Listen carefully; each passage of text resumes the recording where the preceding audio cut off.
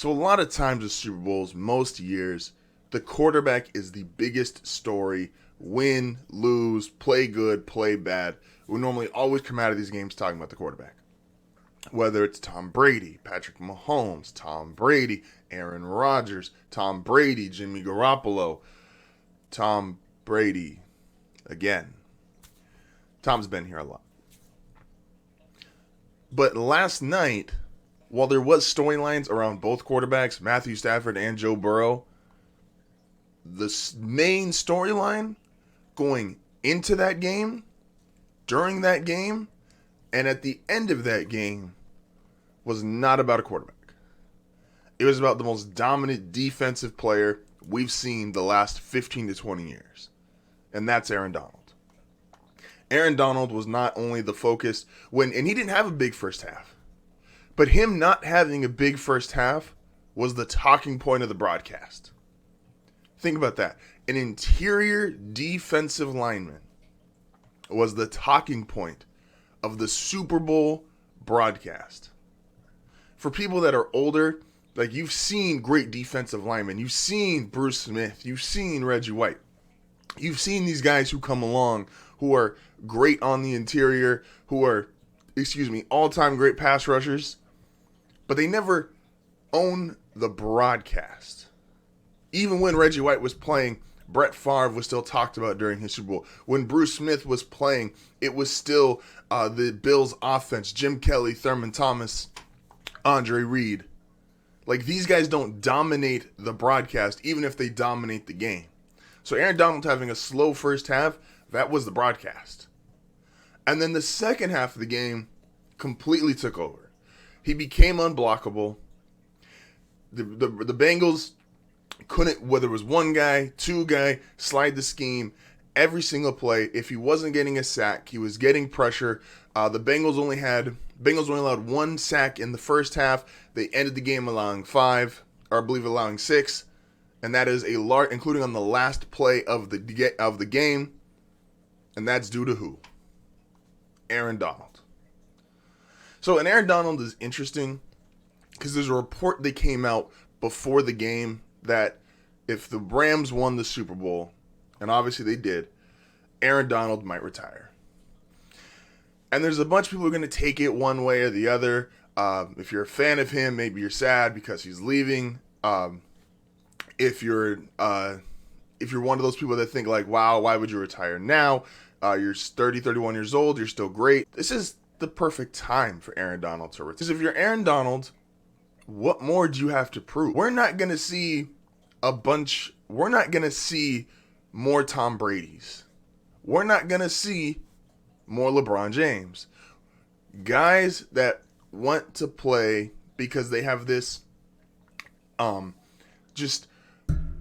this level of intensity that basically demands, hey, I need to put this into something.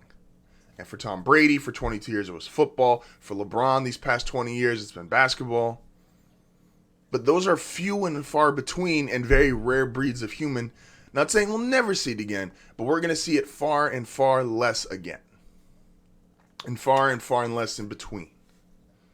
Aaron Donald's played 8 seasons in the National Football League. 7 times he's been a first-team All-Pro. He's been the Defensive Player of the Year 3 times. He has been undisputedly the best interior defensive lineman every year since he's been in football. What more does he have to prove?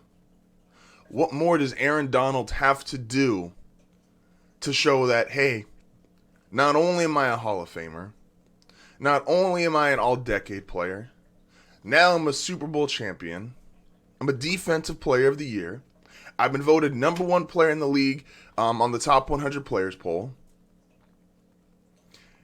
He's got 3 amazing children. He's got a wonderful wife. He's got no CTE. He's got a bunch of money in the bank. Even his head coach. There are reports about, Sean McVay saying, hey, I'm not going to coach forever. I don't want to coach into my 60s. It's a lot of work. It's a lot of stress. It's a lot of time away from my family. I could do broadcasting. I could do something else that is not going to be this demanding on a day-to-day basis. but I don't want to coach until I'm 60. Aaron Donald doesn't want to play until he's 36, 37 years old. And why would they?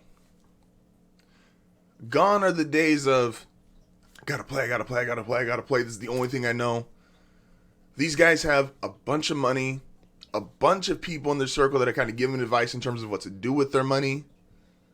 They have the ability, because they make money at such a young age, if they do invest it right, they have the right circle. They don't have to give their life to football. They can go in, they can be great. Aaron Donald's done just that. 8 seasons, 7 times first team All-Pro, 2 Super Bowls, 3 Defensive Player of the Years. There's nothing Aaron Donald hasn't done. So why shouldn't he get to walk off into the sunset at 30 years old? You don't have to be John Elway and play for 17, 18 years and your walk-off moment is when you're 37, 38. My grandfather used to always say, one of the things he hated about certain athletes is they feel this need to die on the sword. As a fan, and maybe this is unfair, but why do I have to see my favorite player who was maybe the best in the sport or a top 5 player in the sport? Why do I have to see him when he's a bottom 10 guy in the sport, or he's not even a starter anymore? He's a starter by maybe his name and by his legacy, but he is no longer a starting caliber player. Why would you want to do that? In the real world, if you work in construction and you're great at your job in your 20s, 30s, 40s, your physical prime, no one wants to see you out there at 70, 80 years old when you're having trouble walk, you've got back pains. You don't need to die on the sword. You don't need to play until the wheels fall off. That is an old mentality. That's something that doesn't need to be embraced anymore. And if you look at Aaron Donald, and Aaron Donald is great. Like, first ballot Hall of Famer, Super Bowl. We've read all the accolades already today. But if you even notice with Aaron Donald this season, this isn't the 20-sack Aaron Donalds from a couple seasons ago, where it was every single play, he was ramped up all the time. No. This Aaron Donald, this season, you even saw it in the Super Bowl game. I don't think the Bengals did a great job on him in the first half. He just picks and chooses his spots more now. Because he even understands, as great as he is, at 30, 31 years old, I can't do what I did when I was 25. And I know at 35, I'm not going to be able to do what I'm doing now. I'm going to pick and choose my spots because I know, maybe 5 years ago, for 40 plays a game, I could be unblockable.